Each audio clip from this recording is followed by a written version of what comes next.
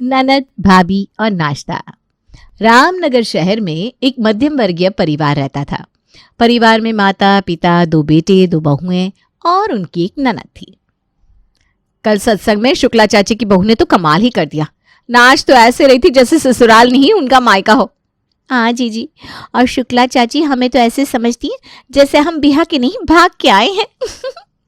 और खुद की बहू तो ऐसे एंग्लो इंग्लिश बन रही है जैसे लंदन से आई हो। अपने घर में जो हो वो सब ठीक है, लेकिन हमारे सर से घूंघट हट जाए तो सारे मोहल्ले में ढिंडोरा हो जाए। हमें क्या, जब मॉडर्न बहू रंग दिखाएगी तब समझ में आएगा, जब दूसरे ताना मारेंगे ना तब पता चलेगा। अरे कुछ नाश्ता बनेगा या सिर्फ बातें ही बनाती रहोगी दोनों? लड़कों के काम पे जाने का वक्त हो गया है, कुछ नाश्ता पानी तैयार हुआ कि नहीं? दोनों भाभीियों के ऊपर एक दिन घर छोड़ दो तो सुबह का नाश्ता रात को मिले। बहुओं ने जल्दी से नाश्ता टेबल पर लगा दिया। घर में छोटे बड़े मसलों पर चर्चा, ताने बाने और मीठी नोक झोंक लगी रहती थी। लेकिन आज की सुबह कुछ अलग थी। गुड़िया अपने कमरे में पढ़ाई कर रही थी। किताबों का ढेर उसके सामने था। आंखें नोट्स पर जमी थी और मन फॉर्मूला में उलझा था। तभी दरवाजे पर दस्तक हुई। कौन है? अरे गुड़िया बेटा, मैं हूँ राजू। गुड़िया ने गहरी सांस ली, किताब बंद की और दरवाजा खुला। अरे राजू भैया, इस वक्त सब ठीक तो है? हाँ, बस वो बैंक का एक फॉर्म भरना था। तू तो जानती है हमको ये सब समझ में नहीं आता। सोचो एक बार गलत फॉर्म भर दिया तो बैंक वाले ऐसे घूरेंगे जैसे मैंने उनकी पूरी तिजोरी खाली कर दी हो। एक बार मुझसे फॉर्म गलत हो गया था। बैंक वालों ने मुझे 1 हफ्ता बैंक के चक्कर लगवाए, लेकिन मेरा काम फिर भी नहीं हुआ। तब तेरे पिताजी को लेके गया, उन्होंने दोबारा फॉर्म लेके भर के जमा करा के मेरे पैसे निकलवाए। तो बस मेरा इतना सा काम करते, फॉर्म भर दे, वरना ये बैंक वाले दौड़ा दौड़ा के मेरी जान आधी कर देंगे। गुड़िया की नजरें किताबों पर गई।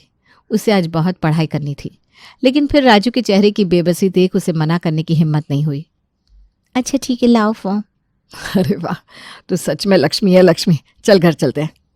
गुड़िया असमंजस में पड़ गई। घर जाकर मदद करने में और ज्यादा समय लग सकता था, लेकिन राजू के सामने मना भी नहीं कर पाई और उसके साथ उसके घर चली गई। राजू बिल्कुल अनपढ़ था। उसे हर छोटी से छोटी चीज समझानी पड़ रही थी। नाम कहाँ लिखना है, पता कहाँ डालना है, साइन कहाँ करने हैं। गुड़िया के चेहरे पर अब खींच झलकने लगी थी, लेकिन उसने खुद को संभाल लिया। आखिरकार काम पूरा हुआ तो दोपहर हो चुकी थी। गुड़िया ने जल्दी से किताबें समेटी और घर की ओर भागी। जैसे ही उसने घर में कदम रखा, माँ और पिता दोनों की नजरें उस पर जम गई। कहाँ थी इतनी देर? पढ़ाई छोड़कर कहाँ घूमने गई थी? गुड़िया अचकचा गई। वो राजू भैया का बैंक का फॉर्म भरना था तो उनकी मदद करने गई थी। माँ और पिता ने एक दूसरे की ओर देखा। अपना काम छोड़कर दूसरों के लिए इतना समय क्यों बर्बाद करती है? हर किसी का काम करने के लिए तू ही मिली है। अरे पढ़ाई पर ध्यान देना। मोहल्ले के हर आदमी की मदद के लिए तैनात हो जाती है, क्यों? गुड़िया को ये सुनकर बुरा लगा। तो क्या किसी की मदद करना गलत है? अगर राजू भैया अनपढ़ है, उन्हें समझ नहीं आता, तो क्या हमें उनका मजाक उड़ाना चाहिए? मजाक उड़ाने की बात नहीं है, लेकिन हद में रहना चाहिए। जरूरत से ज्यादा मदद करने पर लोग इसका फायदा उठाने लगते हैं। गुड़िया ने नाक सिकोड़ ली। नहीं माँ, मुझे लगता है आप लोग राजू भैया को पसंद नहीं करते, इसलिए ऐसा कह रहे हैं। पिता का चेहरा तमतमा गया। ये तेरा वहम है बेटा। सवाल किसी को पसंद या नापसंद करने का नहीं है, बल्कि तेरा समय बर्बाद होने का है। अगर तुझे अपनी पढ़ाई में इतनी ही मेहनत करनी होती तो अभी तक तू 2 चैप्टर खत्म कर चुकी होती। गुड़िया ने बहस को और लंबा ना खींचने के लिए एक लंबी सांस ली और किताबें उठाकर अपने कमरे में चली गई। मैं तो मदद करती रहूंगी, चाहे कोई कुछ भी कहे। कमरे का दरवाज़ा जोर से बंद हुआ, लेकिन बाहर माता पिता के चेहरे पर चिंता की लकीरें और गहरी हो गई। गुड़िया अपने कमरे में बैठी पढ़ाई कर रही थी, तभी उसका फ़ोन बजा। स्क्रीन पर देखा तो दूर के चाचा का नंबर था। उसने झट से फ़ोन उठाया। नमस्ते चाचा जी, कैसे हैं आप? अरे बिटिया, सब ठीक है। एक ज़रूरी काम था। तुम्हारी चाची जी की तबीयत कुछ ठीक नहीं है, तो हमें सिविल अस्पताल में डॉक्टर को दिखाना है, लेकिन वहाँ पहले पर्चा लगवाना पड़ता है और लाइन बहुत होती है लंबी। सोचा तेरा कॉलेज तो उधर ही पड़ता है, जाते ही आते वक्त पर्चा लगवा देना तो बहुत मदद हो जाएगी। गुड़िया एक पल को सोच में पड़ गई। उसे पता था कि अस्पताल में लंबी लाइनें होती हैं, लेकिन मदद करने से इनकार करना भी तो उसके स्वभाव में नहीं था। कोई बात नहीं चाचा जी, मैं जाते वक्त अस्पताल में पर्चा लगवा दूंगी। भगवान तुझे खुश रखे बेटा। गुड़िया ने फोन रखा और झटपट तैयार होकर अस्पताल की ओर निकल पड़ी। जैसे ही वो अस्पताल पहुंची तो वहां का नजारा देखकर उसके होश उड़ गए। लंबी लंबी कतारें, इधर उधर भागते मरीज और उनके परेशान परिजन। उसने किसी तरह काउंटर तक पहुंचने की कोशिश की। भैया, ये लाइन कहाँ तक जाती है? बेटा, यही तो सबसे बड़ा सवाल है। जब से आए हैं लाइन खत्म होने का नाम नहीं ले रही। गुड़िया ने लंबी सांस ली और लाइन में लग गई। 1 घंटा बीत गया, फिर दूसरा। हर बार जब उसकी बारी आने लगती कोई ना कोई आकर बहस करने लगता। डॉक्टर का स्टाफ अंदर चला जाता या सिस्टम धीमा पड़ जाता। हे भगवान, ये अस्पताल है या सरकारी बाबुओं का दफ्तर? आखिरकार 2 घंटे बाद उसका नंबर आया और उसने बड़ी मुश्किल से चाचा जी के लिए पर्चा बनवाया। लेकिन अब तक बहुत देर हो चुकी थी। कॉलेज जाने का कोई मतलब नहीं रह गया था। निराश होकर वो घर लौट आई। जैसे ही वो घर में घुसी उसकी माँ रोहिणी और पिता नरेंद्र के चेहरे पर गुस्से की लकीरें गहरी हो गई। फिर से तो अपने काम से ज्यादा दूसरों के काम में उलझ गई। कॉलेज गई थी? नहीं पापा, वहाँ बहुत भीड़ थी तो देर हो गई इसलिए। हाय राम, ये लड़की हमारी कोई बात समझती नहीं।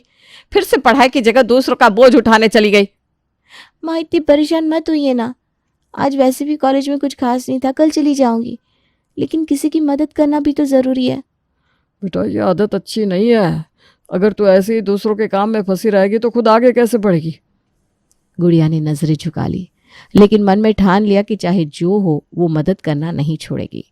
शाम होते ही रसोई घर में बहुओं के बीच एक नया संग्राम छिड़ गया।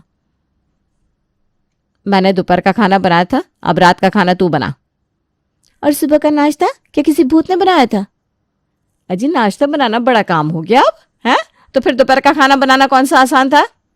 अच्छा, तो अब मैं ही सब कुछ करूं, है ना? तुम तो बस आदेश दिया करो। गुड़िया अपने कमरे में पढ़ाई कर रही थी, लेकिन इनकी बहस उसके कानों तक पहुंच रही थी। उसने किताबें एक तरफ रखी और रसोई में आ गई।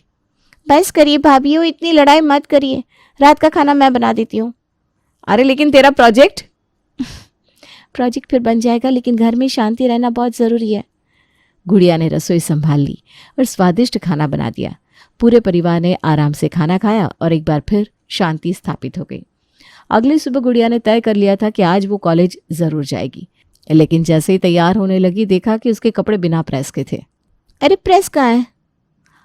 हाँ, प्रेस कर दूँ क्या? लेकिन तुझे तो फ्रेश होने के लिए कहा था ना। गुड़िया को समझते देर न लगी कि भाभी उसे बेवजह देर करवा रही है। हाय भगवान, आज फिर लेट हो जाऊंगी। वो झटपट प्रेस करने लगी और फिर कॉलेज चली गई। लगता है भगवान ने ठान लिया है कि मेरी पढ़ाई से ज़्यादा दुनिया की सेवा ज़रूरी है। उसके मन में एक सवाल घूम रहा था, क्या वो कभी अपनी पढ़ाई को प्राथमिकता दे पाएगी या हमेशा दूसरों की मदद में उलझी रहेगी? अब जब गुड़िया जैसे ही कॉलेज से घर आई, चेहरे पर थकान साफ झलक रही थी। पैरों में जैसे जान नहीं थी और दिमाग में यही चल रहा था कि अब जाकर थोड़ी देर आराम करेगी, कुछ पढ़ाई कर लेगी। लेकिन जैसे ही उसने दरवाज़ा खोला, छोटी भाभी गौरी बिजली की तरह उसके सामने आ गई। हाय गुड़िया, तू आ गई? मैं कब से तेरा इंतज़ार कर रही थी। क्या हुआ भाभी? ये देख मेरे बाल कैसे उलझ गए। इतने दिन हो गए एक ढंग का कंडीशनर नहीं किया। अब कंघी करने बैठो तो ऐसा लगता है जैसे जंगल में भटक गई हूँ। भाभी थोड़ा तेल लगा लो ना, आराम से सुलझ जाएंगे। हाँ, जैसे मुझे पता नहीं ना, लेकिन असली समस्या तो मेरी मेकअप किट है। ये देख, सब कुछ पुराना हो गया। अगर कुछ भी उठाकर लगा लिया तो सुंदर लगने की जगह भूतनी लगने लगूंगी। भाभी भूतनी तो नहीं लगोगी, पर हाँ मैं मेकअप कर दूँ तो तुम सबसे सुंदर जरूर लगोगी। अरे यही तो मैं चाहती हूँ, मायके जाऊंगी तो सब मुझसे जलने चाहिए। बस तू अपने हिसाब से कुछ बढ़िया सा मेकअप कर दे। गुड़िया पहले से ही थकी हुई थी, लेकिन भाभी की खुशामद को वो टाल नहीं सकी। उसने पूरा ध्यान लगाकर गौरी का मेकअप किया। जब तैयार होकर गौरी आईने में खुद को देखने लगी तो उसकी खुशी का ठिकाना नहीं था। ओहो, देखो तो मैं तो फिल्म स्टार लग रही हूँ। तू तो सच में जादूगरनी है गुड़िया। गुड़िया मुस्कुराती, लेकिन अंदर ही अंदर वो और ज्यादा थक चुकी थी। उसने सोचा कि अब थोड़ा बैठकर पानी पी ले। तभी माँ की आवाज आई।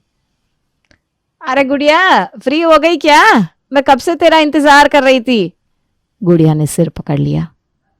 अब क्या हुआ माँ? चल जल्दी से मेरे हाथों में ना मेहंदी लगा दे। एक हाथ में तो लगती नहीं और 2 हाथों में कैसे लगाऊं? माँ अभी तो मैंने भाभी का मेकअप किया है, अब मेहंदी। अरे तो क्या हुआ, मैं माँ हूं तेरी, थोड़ी सेवा नहीं करेगी? गुड़िया को समझ में आ गया कि अब इनकार करना नामुमकिन है। उसने चुपचाप अपनी माँ के हाथों में मेहंदी लगानी शुरू कर दी। माँ हर बार बीच बीच में हाथ हिलाने लगती जिससे डिज़ाइन बिगड़ जाता और फिर गुड़िया को दोबारा लगानी पड़ती। लेकिन किसी तरह ये काम भी निपटाया। अब गुड़िया को लगा कि वो थोड़ा आराम कर सकती है। जैसे ही अपने कमरे में बैठी, दरवाजे पर फिर से दस्तक हुई। आप कौन? दरवाज़ा खुला और सामने पड़ोसी राजू खड़ा था। गुड़िया बेटी कैसी हो? नमस्ते राजू भैया, आइए बैठिए। अरे नहीं, मैं बैठने नहीं आया। दरअसल मेरा लड़का ना कल एग्ज़ाम देने वाला है, लेकिन तू तो जानती है मैं अनपढ़ हूँ। अब अगर तू से थोड़ी देर गणित और विज्ञान पढ़ा देती ना तो बेटा उसकी नैया पार लग जाए, वरना वो मेरी तरह मुरख का मुरख रह जाएगा। गुड़िया की आंखें फटी की फटी रह गई। हे भगवान, आज क्या कसम खा रखी है सबने कि कोई मुझे बैठने ही नहीं देगा। गुड़िया देख ले। गुड़िया ने माँ की तरफ देखा। उसे समझ में आ गया कि माँ चाहती है कि वो मना कर दे, लेकिन वो राजू भैया को मना नहीं कर सकती थी। अब हाँ राजू भैया, मैं सिखा दूंगी। राजू के जाने के बाद रोहिणी का गुस्सा फूट पड़ा। ये लड़की पागल हो गई है, घर का नौकर रहकर बन गई है तू। पढ़ाई लिखाई भूल गई, बस हर किसी का काम करना है तुझे। माँ उनका बेटा फेल हो जाएगा, थोड़ी मदद कर दो तो क्या गलत है? और तेरा क्या? तेरा सिलेबस कैसे पूरा होगा? तेरे भी तो एग्जाम है। कर लूंगी माँ।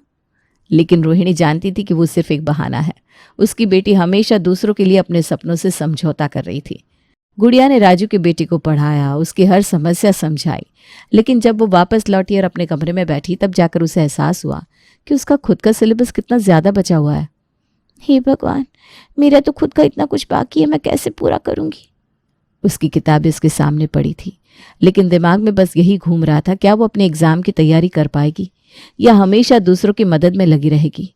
वो गहरी सांस लेकर सोचने लगी, क्या उसे खुद के लिए सोचना शुरू करना चाहिए? गुड़िया की जिंदगी एक पहिया बन चुकी थी जो दूसरों की सेवा में बस घूमता ही जा रहा था। वो जैसे ही किताबें खोलती कोई ना कोई उसे बुलाने आ जाता, कभी भाभियाँ, कभी माँ, कभी पड़ोसी, तो कभी कोई रिश्तेदार।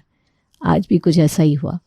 गुड़िया ने ठान लिया था कि वो पढ़ाई करेगी, अपने एग्जाम्स की तैयारी पूरी करेगी, लेकिन जैसे उसने किताब खोली, बड़ी भाभी कविता और छोटी भाभी गौरी कमरे में घुस आई। अरे गुड़िया चल ना, मार्केट चलते हैं, नई साड़ी आई है, हमें देखनी है। हाँ, और तू भी ना अपने लिए कुछ ले लेना। इतनी पढ़ाई कर करके तू तो संत बन गई है, थोड़ी दुनिया भी देख लिया कर।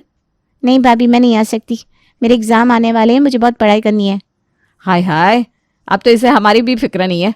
पढ़ाई लिखाई से इतनी मोहब्बत हो गई है कि भाभीियों के लिए 2 घंटे भी नहीं निकाल सकती। अरे छोड़ो ना जीजी, ये तो बड़ी पढ़ाकू बन गई है, इससे क्या फ़र्क पड़ता है कि हम कैसे दिखे, क्या खरीदे? ये तो बस किताबों में ही जिएगी। जब अपना काम पड़ेगा तब हम भी रसोई और घर के काम का बहाना बनाकर पल्ला झाड़ लेंगी। गुड़िया को बहुत गुस्सा आया, लेकिन भाभीियों के तानों से बचना मुश्किल था।